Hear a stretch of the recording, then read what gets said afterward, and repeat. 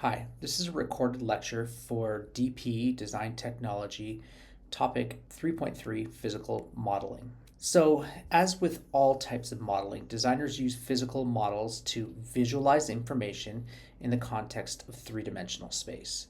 It's different from graphical modeling, where we're representing those things in two-dimensional space. They might be 3D drawings, but they're represented in two-dimensional space. And that's the big difference between a graphical model and a physical model, is that a physical model is in real 3D space. The models are often scaled down for large objects or up for very small objects to ease that visualization. We'll talk about that. Those are called scaled models. The primary goal of physical modeling is to test aspects of the product against user requirements. Iterative changes during product testing ensure that the model suits the needs of the target market. Physical models can be interacted with, and this is really the answer to a lot of questions on the DP exam about physical modeling. Physical models can be interacted with, so it's something that you need to remember about physical models. Physical models allow designers to explore, test, and present ideas to others, engaging clients, focus groups, and experts. To interact with physical models of products allows designers to gain valuable feedback that enables them to improve the design and product user interface. So this is also one of the answers always for any type of modeling. It's valuable for gaining feedback to improve the design. It's really important that you understand that. We'll talk about some of the drawbacks with physical modeling at the end of this video. Here's some areas where you're going to use physical modeling. So product design, architectural and engineering, medical research, automotive industry.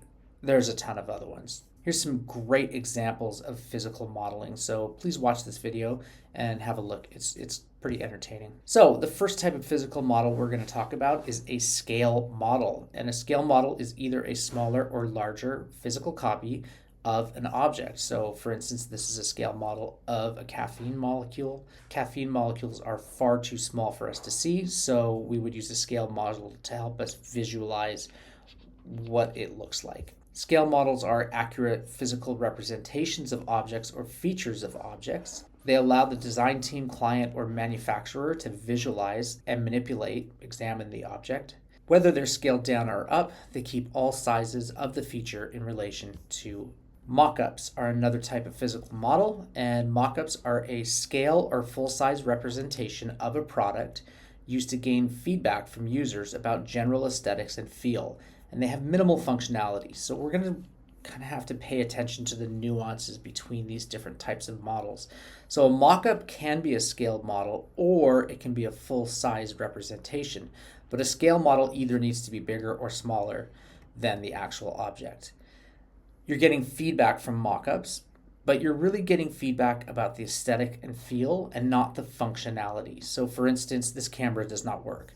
These pumps don't work. So mock-ups are used to test ideas and gather feedback from users. That's a really important theme in all modeling, is gaining feedback from users. They can be either full-sized or scaled. They can have some basic form of functionality, which means they could sometimes be considered a prototype as well, but generally they're used to test how a product looks and feels before real functionality is built in. So that's what a mock-up is. Now, you might think that this is a mock-up, but this is actually what we call an aesthetic model.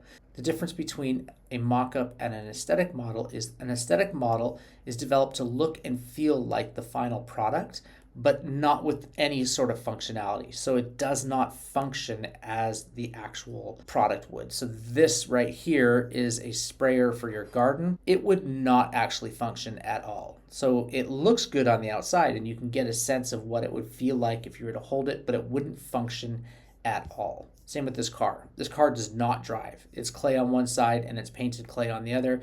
It doesn't drive. Might look like it could drive, but it doesn't drive.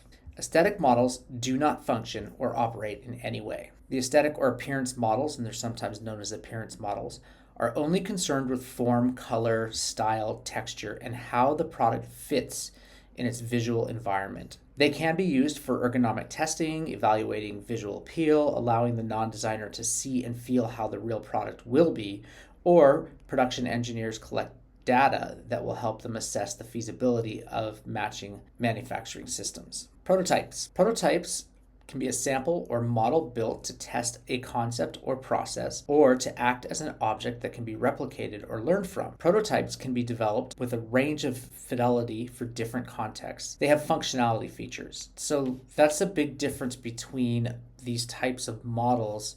When we get to prototypes, there is functionality there. So typically with prototypes, we're thinking that they are full-sized functional. Prototypes are used to test and evaluate ideas. A prototype can be a real working product made for real specifications that can be used throughout design development.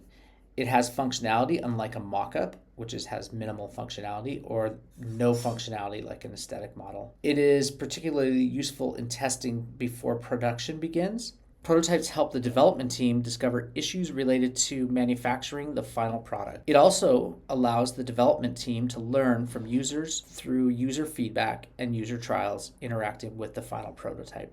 So again, this is about getting feedback from people. It's about communicating those ideas and being able to then bring that back into another iteration. Fidelity is the degree to which a prototype is exactly like the final product and how detailed it is. Instrumented models are a type of prototype that are equipped with the ability to take measurements to provide accurate quantitative feedback for analysis. So essentially, they are a prototype with sensors in it that gives data, quantitative data.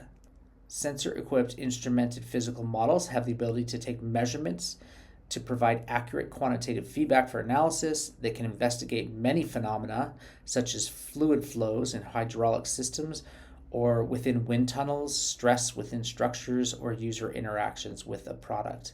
For example, an instrumented model for a touchscreen can record the actions of a user and provide data on how often areas of the screen are used and errors that a user makes. This is a video showing an instrumented model, so have a look at that. And finally, let's look at the advantages and disadvantages of using physical models. The advantages: you can explore and test ideas. This is basically for all models. They're easily understandable because they're in 3D space. It's something that people are used to seeing, and it's easy for them to understand and basically understand how the product would be used also. We got communication with clients, communication with team members, the ability to manipulate ideas better than with drawings, because they're tangible, because you can pick them up and hold them in your hand and turn them and look at them from different angles. It can be used in user trials and user research more readily. Some disadvantages is that designers can easily make assumptions about how accurate a model represents reality, which may be, not quite the way that they expect. It may not work like the final product. This is particularly true in something like an aesthetic model or a mock-up. Might not be able to be made from the same materials. This is particularly true of a prototype. Prototypes don't necessarily need to be made out of the same materials. They just need to be basically full size and functional. There's a lot of skill required in making a physical model. It can be quite difficult as compared to sketching when you're doing graphical models. And one of the big disadvantages, they are quite costly. So they're expensive because of the time and materials involved in making them. And this is one of those things that you need to say on any question that asks about the advantages and disadvantages of physical modeling. One of the main disadvantages is that it is costly and time consuming, whereas most graphical models are relatively quick and cheap. All right, thank you for watching.